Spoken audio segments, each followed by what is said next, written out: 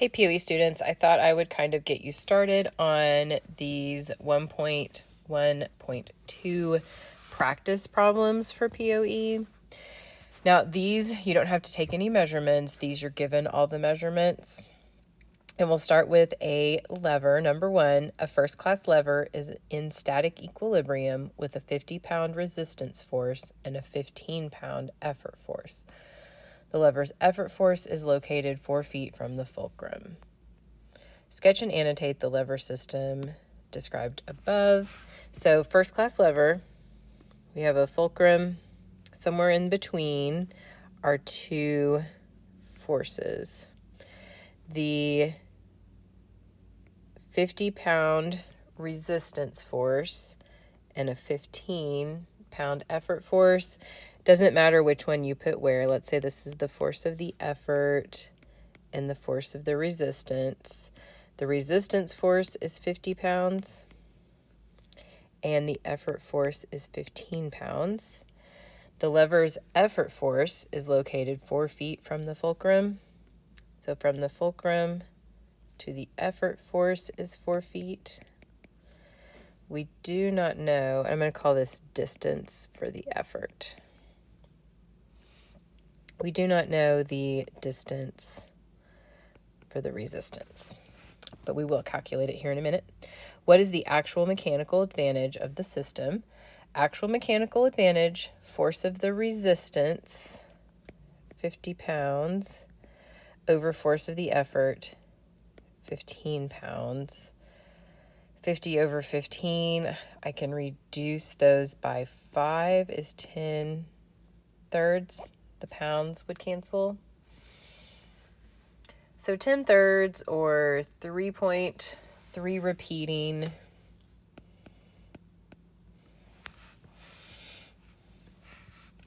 Using static equilibrium calculations, calculate the length of the fulcrum, length from the fulcrum to the resistance, which this is our length from the fulcrum to the resistance.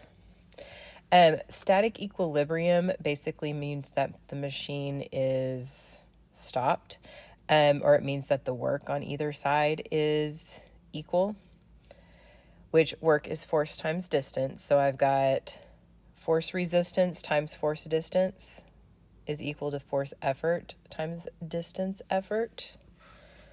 And I believe we have all that information. The force of the resistance is 50 pounds times the distance of the resistance is actually what we're looking for,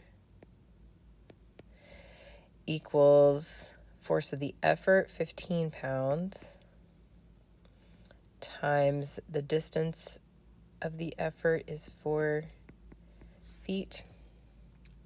So if I want to solve for that d sub r, I'm going to divide by 50 pounds.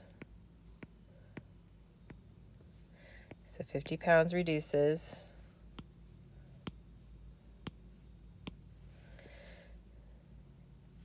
And I get d sub r. Now, pounds, the unit is going to cancel right there. 15 times 4 would be 60. I still have the feet unit divided by 50, which 6 over 50 or 60 over 50 I could reduce to 6/5.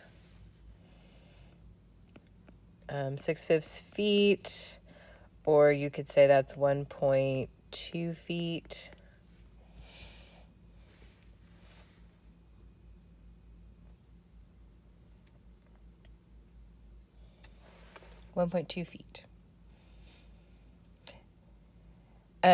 Now the next one is a wheelbarrow. Remember that is a second class lever. Doesn't say that, but it's a second class lever. And the next one is a tweezer.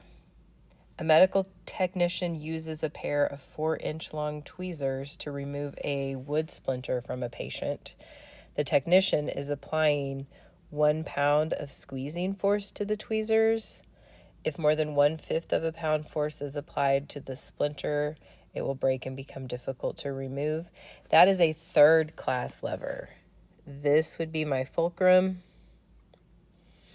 And then that effort force is the pressure the technician is putting on the tweezer. And that resistance force is the resistance of the splinter. But that would be a third class lever. And remember on these distances that you're always going from the fulcrum to the force. And from the fulcrum to the resistance force, that would be my distance resistance. Always from the fulcrum.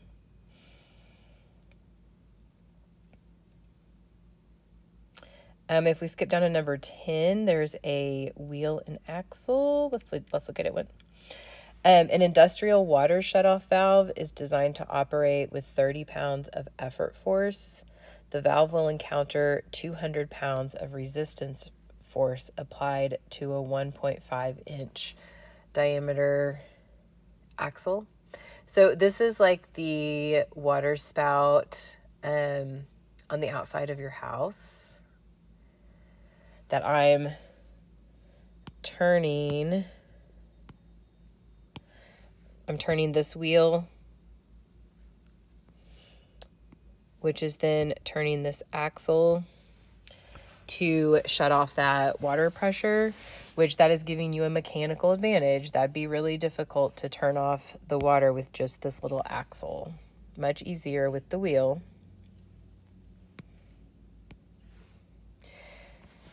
So I've got a wheel and an axle. An industrial water shutoff valve is designed to operate with a 30-pound effort force. The effort is being applied to the wheel, and I'm going to think of this as like righty-tighty, lefty-loosey. If I'm applying, and this is my force effort, then my force resistance, I'm going to say, is the opposite direction. So my force effort is 30 pounds, and my force resistance is 200 pounds. And the axle has a 1.5-inch diameter.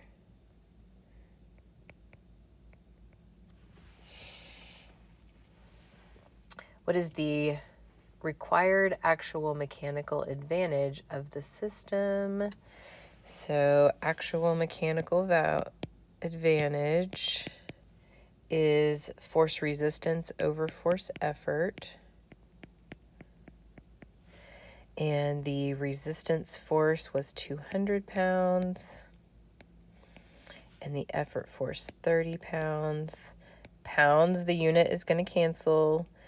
That would reduce, we could reduce by 10 to 20 over 3.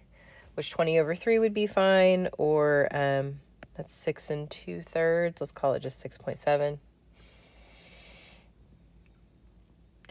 What is the required wheel diameter to overcome the distance or the resistance force? So again, I set my work equal. Essentially, it would be like if my machine was kind of frozen. What is the required wheel diameter to overcome the resistance force? So if I do force times distance equals force times distance, then the force of the resistance is 200 pounds. The distance of the resistance, remember, is the distance around the axle. So it's circumference. Circumference is pi times diameter. So if I do diameter times pi, and then that would be inches, equals the force of the effort, 300 pounds, times the distance effort, which I'm going to go ahead and call that diameter times pi. We could call it diameter of the effort times pi. So then if I am solving this for that circumference or that diameter times pi, Then I'm going to divide by 30 pounds. And I'm also going to divide by pi at the same time. So I'm dividing by 30 pi. 30 pounds. And I'm also going to divide by pi at the same time.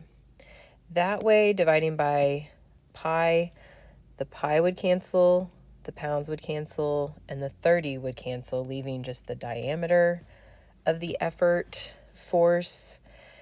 And then on the left side, pi cancels, pounds cancel. I would have 200 times 1.5 and then divided by 30, which you might have to just believe me on this, but the diameter of the effort would be 10 inches. That one's kind of hard because it's asking you about the diameter and not just the distance. The distance for a wheel and axle, recall, is the circumference of that wheel or axle. I hope that gets you started. You can always ask some more questions on Tuesday if you're present, and maybe